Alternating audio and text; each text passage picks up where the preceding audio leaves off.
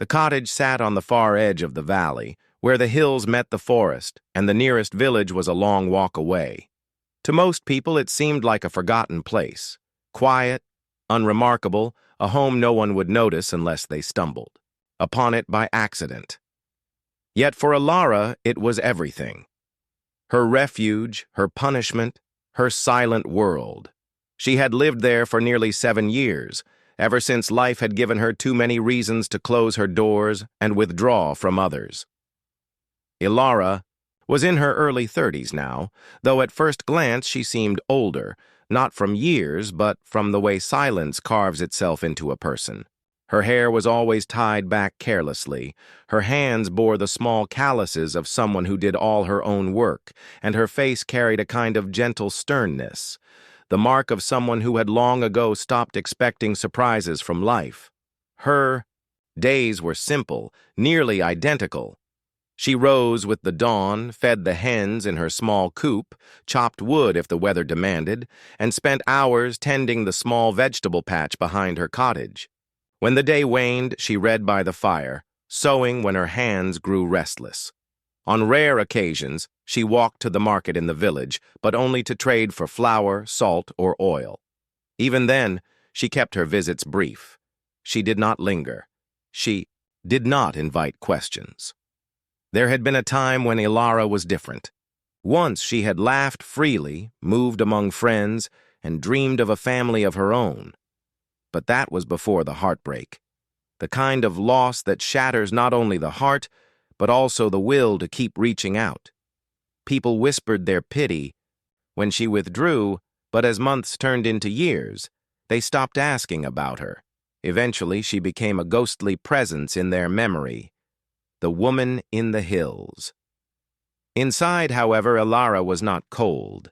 She felt the sting of loneliness every night when she set a single bowl on the table and sat in silence. She felt it when she walked past children playing in the village, hearing the echo of a life she once imagined. And though she pretended, the solitude was her choice. She could not deny that it was also her shield, a wall against further hurt. Winter had just begun to take hold when our story finds her. The winds carried a sharp bite, stripping the last stubborn leaves from the branches, and each evening she hurried to keep her fire strong. She told herself she didn't mind the season, that the isolation felt less noticeable when everyone else was also shut indoors. Still, there were nights when the silence pressed down too heavily, when even the crackle of the hearth seemed too loud against the emptiness. Alara had learned to live with it. Loneliness became routine, and routine became survival. She didn't expect her life to change anymore. She had stopped believing in chance meetings or miracles long ago. Her world was small, predictable, and contained within the 4 walls of her cottage. But life, as it often does, had other plans. On one particular evening, as the snow gathered against her window and the sky darkened far too quickly, something happened that broke the rhythm of her long solitude. A sound she had not heard in years, something so foreign it startled her to her core, echoed through the silence. The storm had been building since late afternoon, rolling down from the mountains with a slow but relentless growl. By the time the sun vanished behind heavy gray clouds, the wind was howling against the eaves of Alara's cottage, carrying with it the scent of snow and damp earth. She had grown accustomed to storms over the years. They came often in the valley and usually passed as quickly as they arrived. But something about this night felt different, heavier, as though the sky itself was pressing down upon the land. Alara moved about her home with practiced motions, checking that the shutters were secure, stuffing an extra log into the fire, and pulling her shawl tight around her shoulders. She lit a lantern to chase away the flickering shadows, though her eyes kept drifting toward the door. It wasn't as if she expected company. She never did. The sound of the storm simply made her feel more aware of her aloneness, as if the world outside was raging while her little cottage stood too quiet. The wind whistled through the cracks, rattling the panes of glass in their frames. She could hear branches snapping in the forest, the occasional thud of something being thrown against the roof. Still, she remained calm. She had learned to weather storms both outside and inside her heart. After all, what was thunder compared to grief? She was preparing to settle in with her sewing when it happened. A sound that did not belong to the storm cut through the night. At first, she thought it was just the wind slamming something loose against the wall, but then it came again, sharp, deliberate, unmistakable. A knock. Ilara froze. The needle slipped from her fingers, clattering softly onto the wooden table. Her breath caught in her throat as she turned her gaze toward the door, heart hammering against her ribs. For years, no one had knocked on that door. Travelers rarely passed this way, and those who knew her respected her solitude too much to intrude. Who could possibly be out there in the midst of such a storm? The knock came again, louder this time. 3 measured raps against the wood, followed by silence so complete it made the storm outside seem muted. Ilara's instinct was to ignore it. Whoever it was would surely go away. People didn't seek her out. They never had. And yet, her body betrayed her. She found herself standing, feet moving almost of their own accord toward the door. She hesitated only a step away, listening. That was when she heard it. Faint, almost swallowed by the wind, a cry. Not of a grown man or woman, but the fragile, high-pitched wail of an infant. Her breath caught again, sharper this time. A baby? Out here? Her hand hovered over the latch, trembling. She thought of the dangers, a trick, a desperate stranger, a burden she wasn't ready to shoulder. But then the cry came again, piercing and plaintive, and she felt something deep within her stir.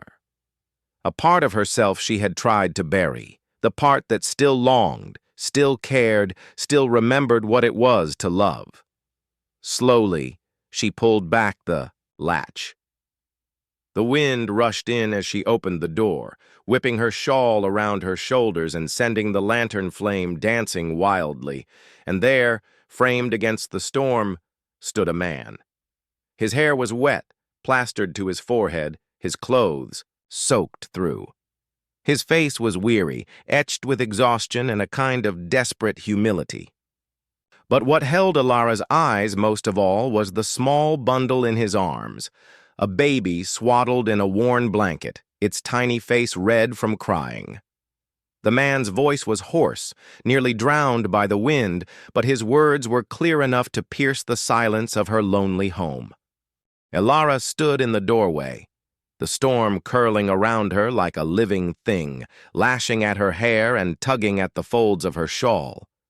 Her first instinct was to shield her eyes against the stinging wind, but she could not look away from the sight before her. A man, young perhaps, though the weathered lines of hardship blurred his age, stood drenched to the bone, his boots caked with mud, his shoulders stooped under the weight of exhaustion. And in his arms, cradled so tightly that the child seemed to be the only anchor keeping him upright, was a baby. Its face peeked out from a damp, fraying blanket, lips trembling, cheeks flushed from the cold. The baby's cries, though weakened, pierced straight through Ilara's chest like arrows finding the cracks in her armor. For a long moment, neither spoke. The storm raged, and the silence between them carried its own weight, heavy and uncertain. Ilara's hand tightened on the doorframe as her mind raced. A stranger, a man, a child. She had lived alone for years precisely to avoid the unknown. And yet here it was, standing at her doorstep. The man lowered his gaze as though ashamed of his intrusion. When he finally spoke, his voice was rough with fatigue but gentle in its delivery. "I'm sorry to trouble you," he said, shifting the baby slightly in his arms, careful not to jostle it too much. We've been walking for hours. The storm caught us and we've nowhere else to go. Please, just for one night. A roof, a fire." His words were measured, respectful, but there was no disguising the desperation that threaded through them. He wasn't a man demanding shelter. He was a father begging for his child. Alara's breath trembled in her throat. Every instinct warned her to be cautious. She didn't know him. He could be anyone, a drifter, a fugitive, a liar. She had lived too long in solitude to be naive. Yet her eyes kept returning to the tiny bundle in his arms. The baby's cries were softer now, almost hoarse, as though it had exhausted itself from pleading with a world too harsh. Her heart, carefully barricaded for years, gave a painful throb. Memories stirred. The ghost of a lullaby she once sang, the echo of laughter that had not filled her home in far too long. She clenched her jaw against the ache, fighting the pull, but the child's small fist wriggling free of the blanket seemed to reach for her, as if sensing her hesitation. "Just one night," the man repeated, his voice breaking on the word night. His eyes, dark, rimmed with weariness, lifted to hers, and in them she saw no threat, only exhaustion and a quiet plea. The storm howled louder, as though pressing her to decide. Alara realized that if she sent them away now, she would not just be turning her back on a stranger, but on a child whose only fault was being caught in a world too cruel. The thought of that small life shivering in the cold gnawed at her. Her hand loosened on the door frame. She stepped aside, though her body remained tense, ready to withdraw if need be. "Come in," she said finally, her voice steadier than she felt. Relief washed across the man's face, so raw and unguarded that it startled her. He ducked into the cottage quickly, clutching the baby close, as if afraid the wind might steal the child from his arms. The door shut behind them with a heavy thud, muting the roar of the storm, until only the crackle of Alara's fire remained. The cottage, so long silent, now held the uneven rhythm of a child's breathing and the quiet shuffle of an unexpected guest. Alara's solitude had been broken, shattered in a single knock, and though she told herself it was only for one night, some small, unspoken part of her already knew her life had just shifted in a way she could never undo. The moment Alara closed the door behind them, a strange silence settled inside the cottage. The storm outside still battered the walls and rattled the shutters, but here within the fire-lit room, everything seemed unnaturally still. The stranger stood awkwardly near the threshold, dripping water onto the floorboards, clutching his baby, as though afraid even to adjust his stance.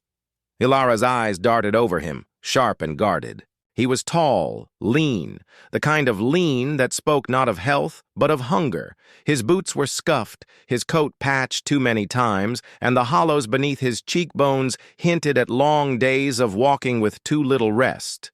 He looked like a man who had seen hardship, perhaps too much of it. And yet what unsettled her more than his ragged appearance was the way he carried the child, with absolute care, every motion deliberate, every adjustment meant to shield it from harm. For a long moment no one moved. Alara's instinct told her to keep distance, to set rules before this intrusion swallowed the boundaries she had built. She tugged her shawl tighter around her shoulders and finally spoke, her voice firmer than she felt. "You may stay," she said, each word measured, "but only for the night. Come morning, you'll have to move on." The man nodded quickly, relief flashing across his face even at the sternness of her tone. "Thank you," he murmured, his voice hoarse. He lowered his eyes again as though, afraid gratitude itself might offend her. Alara gestured toward the fire. "Sit there. Warm the child. I'll fetch a blanket." The man obeyed without question, moving with the stiffness of someone whose muscles had long forgotten comfort. He knelt by the hearth, loosening the damp blanket around the baby just enough to let the fire's warmth reach its tiny body. The child whimpered but no longer cried, lulled perhaps by the change in air. Alara returned with a spare wool blanket, one of her few extras, tucked away for bitter nights. She hesitated as she handed it over, a pang of reluctance pricking her chest. It had been years since anyone had used her belongings but herself. Still, when the man's rough fingers brushed hers as he accepted it, his quiet, "Thank you, truly," softened her resistance, if only slightly. The baby shifted, letting out a small sneeze, and Alara's heart clenched, despite herself. Without thinking, she stepped closer, her eyes scanning the child.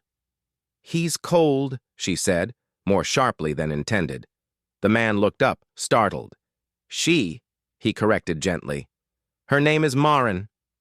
Alara blinked, caught off guard. Girl?" For some reason, knowing the baby was a girl made something inside her ache deeper, though she could not explain why. She busied herself then, pulling bread from her cupboard, slicing it with more force than necessary, and setting a kettle over the fire. Hospitality came hard after years of solitude, but some habits could not be buried entirely. She would not turn a baby away without food. The man watched her movements, cautious, almost reverent, as though he feared breaking whatever fragile mercy had been extended to him. When she set the bread and a cup of hot broth in front of him, he hesitated, glancing at her as if seeking permission to eat. She gave a curt nod, and only then did he allow himself to take a bite. Alara sat opposite them, her shawl pulled tight, eyes never leaving the pair. Every instinct screamed to protect her walls, to remember this was temporary. And yet, as the baby gave a soft coo and curled a tiny hand around her father's finger, the cottage filled with a warmth she had not felt in years. Reluctant though she was, hospitality had already begun to weave its way through her defenses. The fire burned steadily in the hearth, filling the cottage with a soft orange glow. Outside, the storm still howled, but its fury was muffled by the thick walls and the steady crackle of wood. Within, there was a strange stillness. Two strangers, bound by circumstance, sitting on opposite sides of a flickering flame. The man held the baby close, swaddled now in Alara's spare blanket, her tiny breaths finally even and peaceful after the long ordeal in the cold. He rocked her gently, his movements so natural, so instinctive, that Alara found herself watching without meaning to. There was something about the way his weary eyes softened when he looked at his daughter that unsettled her. She had expected a desperate man to be careless, perhaps even rough. Instead, his tenderness was disarming. For a long time, neither spoke. Alara busied herself with small tasks, refilling the kettle, mending the thread she had dropped earlier, adjusting the logs in the fire. Yet she could feel his presence in the room as acutely as if he were inches away. Silence had always been her companion, but tonight, silence felt heavier, expectant, like it demanded to be broken. It was the man who spoke first, his voice low, as though afraid of disturbing the baby's sleep. "You live here alone?" Alara stiffened, her needle pausing mid-stitch. She wasn't used to questions anymore. "Yes," she said curtly, "by choice." He nodded slowly, as though he understood more than she had said. His gaze drifted around the cottage, the shelves lined with jars, the carefully stacked firewood, the worn but orderly furnishings. "It's quiet," he murmured. There was no judgment in his tone, only a kind of wistfulness, as if he knew the weight of silence himself. Alara did not answer right away. Her instinct was to cut off conversation, to remind herself that in the morning he would leave, but something about the storm outside, the baby's soft breathing, and the stranger's respectful manner coaxed words from her that she hadn't shared in years. "I used to live in the village," she admitted at last, her voice barely above, a whisper. "But after things changed, I came here. It's easier." The man looked at her then, really looked, as if he could see the shadows in her words. He didn't pry, didn't ask what had driven her away, though curiosity flickered in his eyes. Instead, he simply nodded again.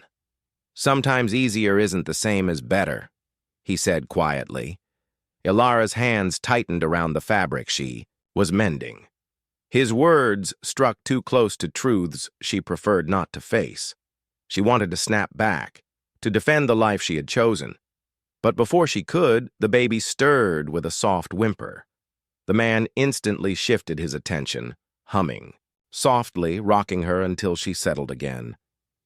It was then that Ilara found herself asking, against her better judgment, "What about you? Why are you out here in this storm with a child?" He hesitated, eyes fixed on the fire. His jaw clenched before he answered. "We're moving on, trying to find a place safer." His voice carried weight, the kind of careful vagueness that hinted at pain. He did not elaborate, and Ilara, though tempted, did not press. For a few minutes, the only sound was the fire snapping and the baby's soft breathing. Yet something had shifted between them. Their words were few, but the silence that followed was no longer quite so sharp. It carried the faintest thread of understanding, fragile but real. Later, as the night stretched on, Ilara poured him a cup of tea. Their eyes met briefly, and in that unspoken exchange lay a truth both of them felt, but did not name. Two broken lives had collided in the middle of a storm, and for the first time in years, neither of them felt entirely alone.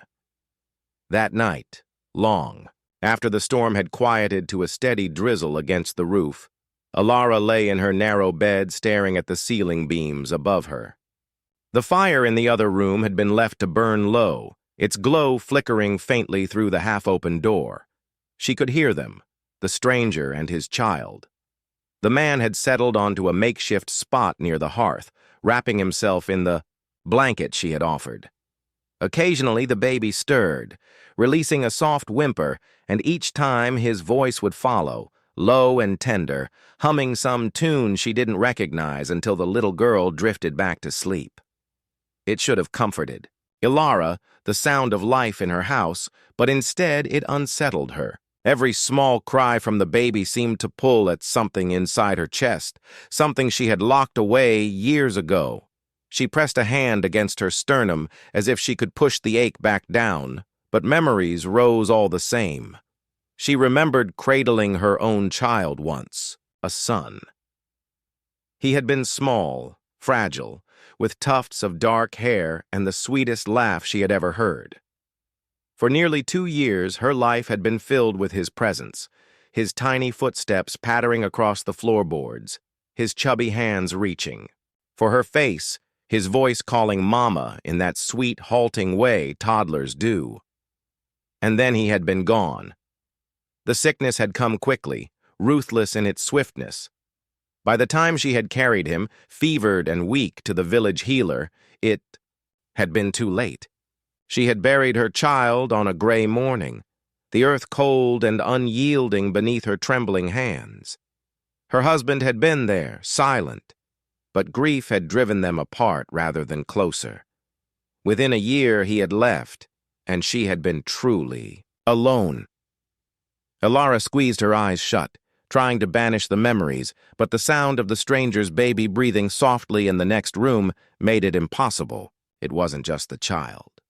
It was the man, too. The way he had held his daughter, the gentleness with which he cared for her despite his exhaustion.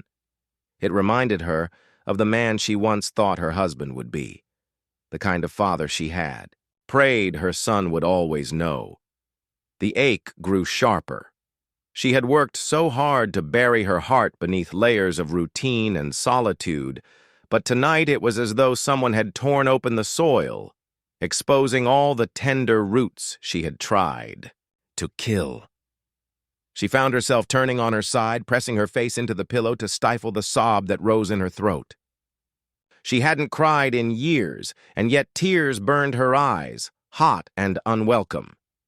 In the other room, the baby gave another small whimper, and the man's low murmur followed, soothing her with a patience that tugged painfully at Ilara's chest.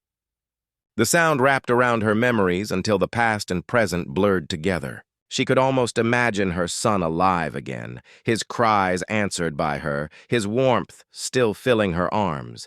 But the truth remained. She had lost him. No stranger with a baby could bring him back. Still, the longer she listened, the harder it became. To convince herself that she could remain detached. The presence of the child had stirred something fierce and undeniable in her. It wasn't just longing, it was instinct, the part of her that knew how to nurture, how to protect, how to love. A part she had believed had died with her son. As dawn crept closer, Ilara lay sleepless, torn between two truths, that letting these strangers stay was dangerous for her heart, and that turning them away would be even more unbearable. By the time the first gray light of morning seeped through the window, she knew one thing with painful certainty. The old wounds she had spent years covering had begun to bleed again, and there was no undoing it. By morning, the storm had passed, leaving behind a landscape washed clean, glittering with dew beneath a pale sky. The air outside was sharp and cold, but inside the cottage the fire still glowed faintly. Ilara moved quietly about her kitchen, boiling water for porridge, her hands steady, though her thoughts were restless. The stranger was already awake, seated near the hearth where he had spent the night. His daughter lay nestled against him, wrapped securely in the wool blanket Ilara had given. He had the look of someone who rarely allowed himself rest. His eyes were shadowed, his face pale, his shoulders stiff as though even in sleep he had carried the weight of vigilance. Ilara placed 2 bowls of porridge on the table, her voice brisk. "You'll need food before you set out again." The man looked up, surprise flickering across his face. "You've already given us more than I could ask." "Eat," she said firmly, avoiding his eyes.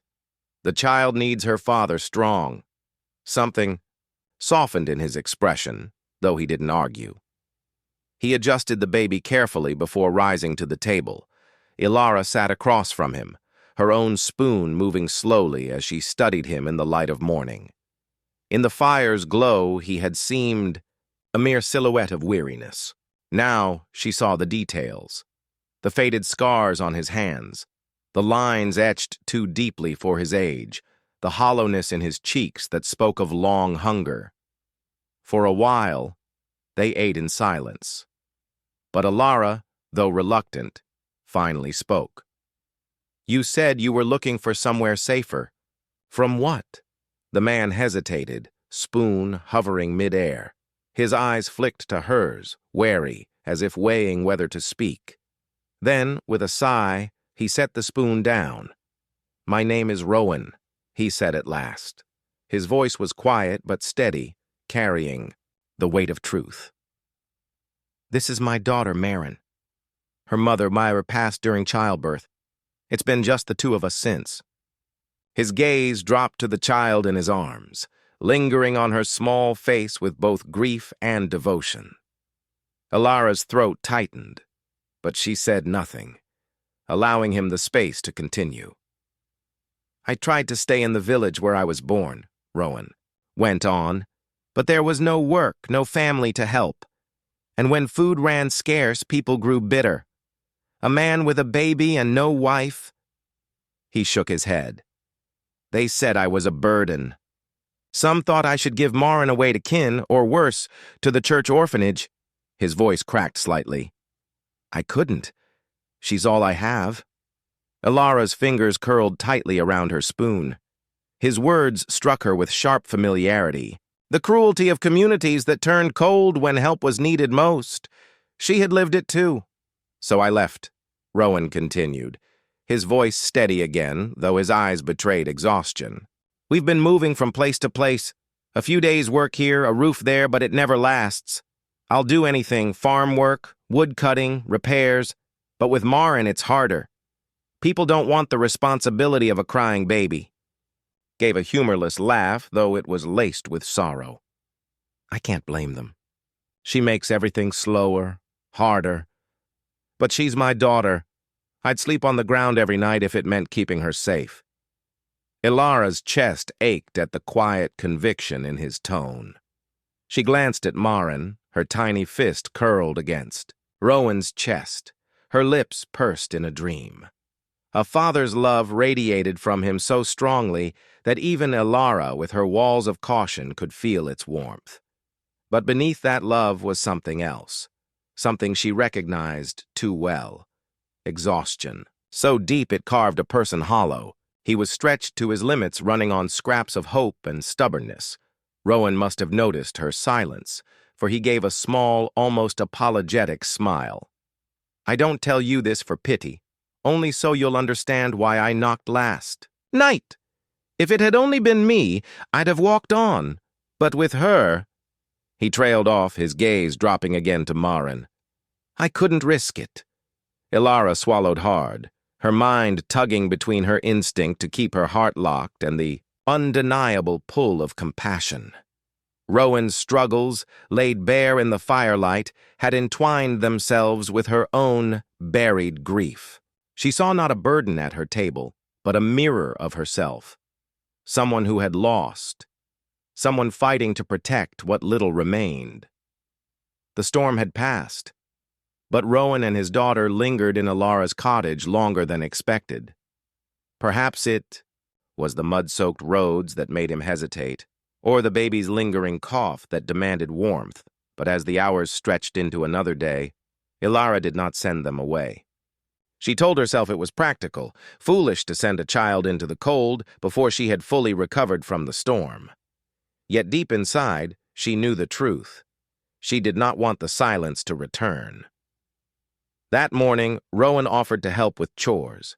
He rose early, carefully laying Marin in the cradle Ilara had hastily fashioned out of a basket and soft linens, then stepped outside to chop wood. Ilara watched from the window as he worked, his body moving with the practiced rhythm of a man who had labored all his life. Each strike of the axe was steady, deliberate, sending splinters flying into the frosty air.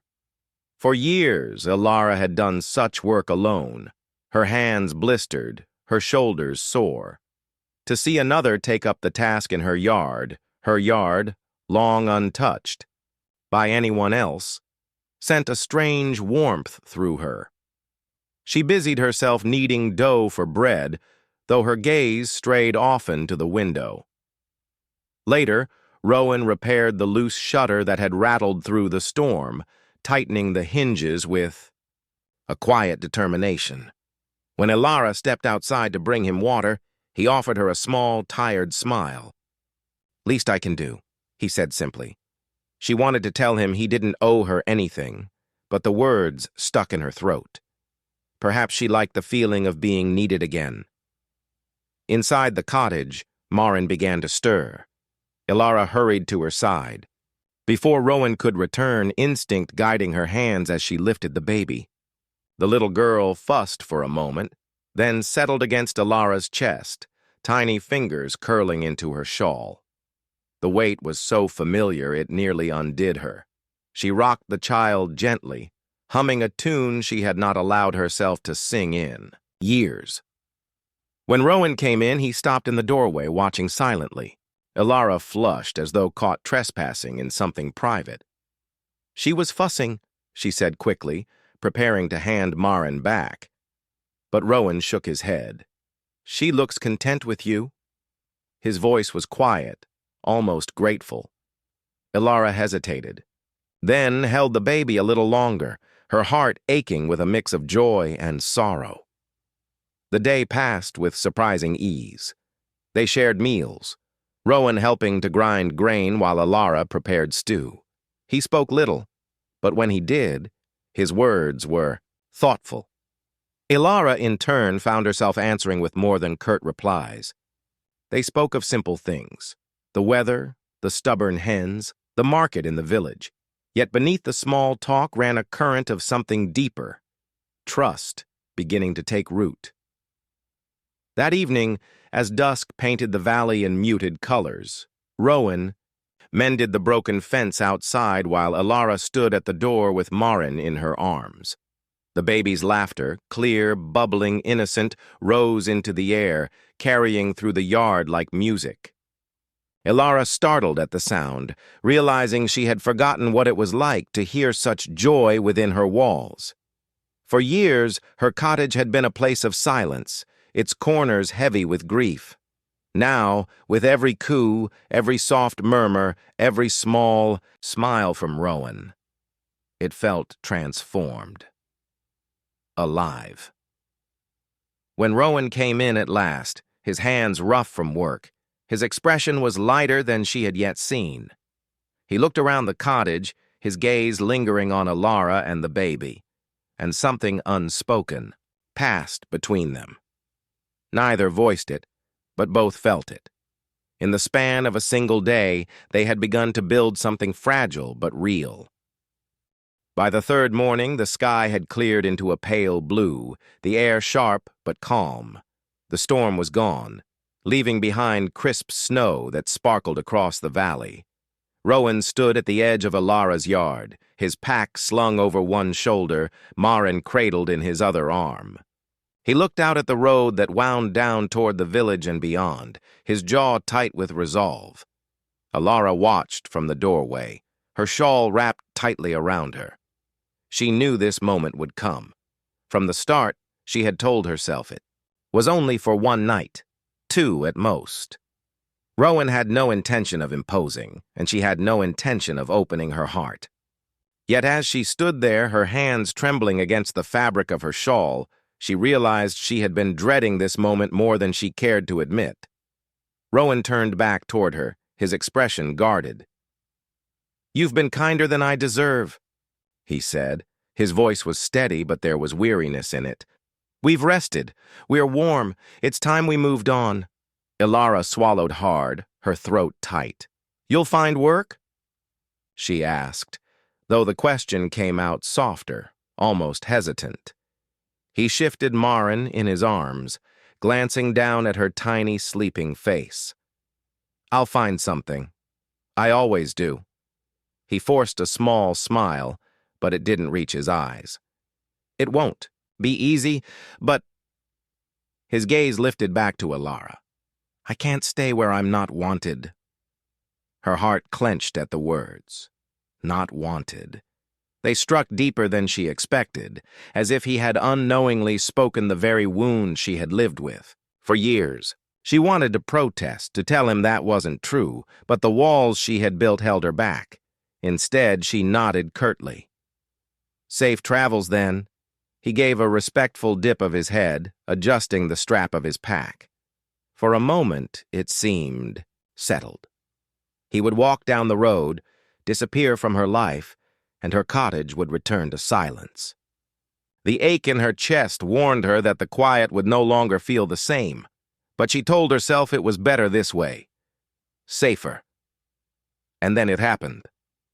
Marin stirred in Rowan's arms, blinking awake, her tiny hand stretched out, grasping blindly, until it caught the edge of Ilara's shawl.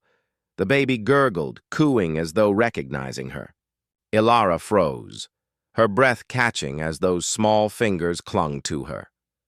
Rowan stilled too, watching the moment with unreadable eyes. Slowly, carefully, Ilara reached out, brushing Marin's cheek with her fingertips. The child leaned into her touch, her little mouth curling into what might have been the beginnings of a smile. The silence stretched thick between them. Ilara's heart thudded painfully, and for the first time in years she allowed herself to feel the full weight of what she wanted, not what she told herself she could endure, but what she truly longed for.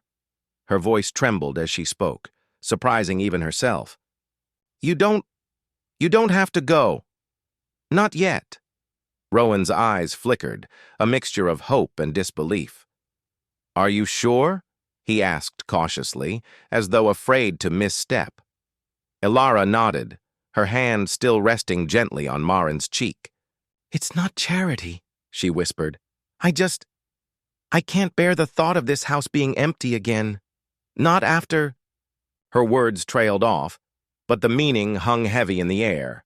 For the first time, Rowan's guarded expression broke. Relief raw and unmasked, flooded his face.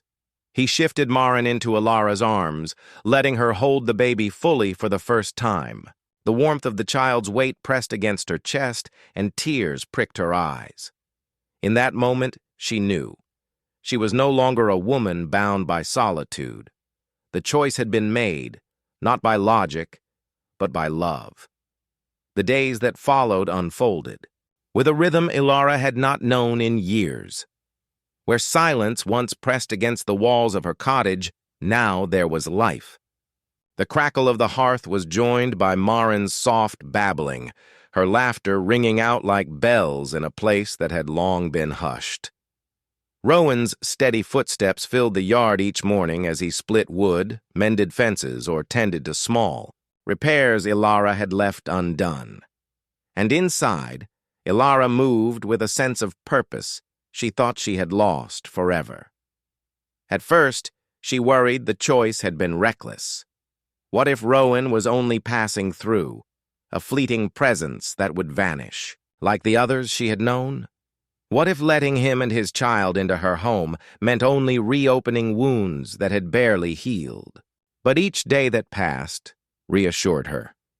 Rowan did not treat her cottage as a refuge to be used and left behind. He treated it, and her, with a quiet respect, as if he understood the fragility of the trust she had given him. One evening, as the sun dipped behind the hills, Rowan returned from the village with a small sack of flour and a bar of soap. He placed them on the table, his expression shy. "Managed a bit of work for a farmer," he explained. "Didn't earn much, but it'll help." Ilara studied him, struck by the humility in his voice. He hadn't assumed she would provide endlessly, nor had he tried to hide his struggles. Instead, he met her halfway, as though they were already partners in something larger than circumstance. That night, they shared a meal of stew and fresh bread. Maren sat on Ilara's lap, giggling, as she reached for the crumbs. Rowan watched them quietly, his gaze softening in the firelight.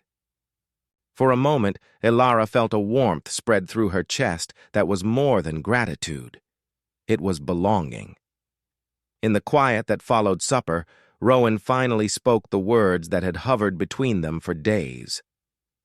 "I don't know where the road will lead us," he said, his voice low. "But if you're willing, I'd like for us to stay. Not just for a night, not just until the weather clears. Longer." Ilara's breath caught. She looked down at Maren, who had nestled against her shoulder, her tiny body warm and trusting. Then she looked back at Rowan. His eyes held no demand, only a plea for a chance, for a place to rest, for a life they might piece together. She thought of her son, of the grave that had left her heart hollow. She thought of the years of loneliness, the silence that had suffocated her. And she thought of the laughter that now filled her home, the steady presence of a man who carried his own scars yet still chose to fight for tomorrow. Ilara's voice trembled, but it was steady enough. "Then stay," she whispered. "Both of you, stay." Something in Rowan broke then, not in weakness but in relief. His shoulders sagged, his eyes shone with unshed tears, and he gave a small nod as though he could hardly believe her answer. The fire burned low, casting the room in golden light. Maren stirred and yawned, her tiny arms stretching as though reaching for both of them at once. Ilara pressed a kiss to the baby's soft hair, her heart swelling with a fierce, protective love she thought she would never feel again. And in that moment she knew her solitude was over. The cottage was no longer a place of exile. It was a home reborn. The cracks in her heart had not been erased, but they had been filled with something new. Hope, fragile and real. For the first time in years, Ilara allowed herself to imagine a future not bound by grief, but by love. A future where she would never again have to eat in silence, where the sound of laughter and gentle voices would always echo against these walls. A new beginning had come, not in the way she had ever expected, but in the way she most needed.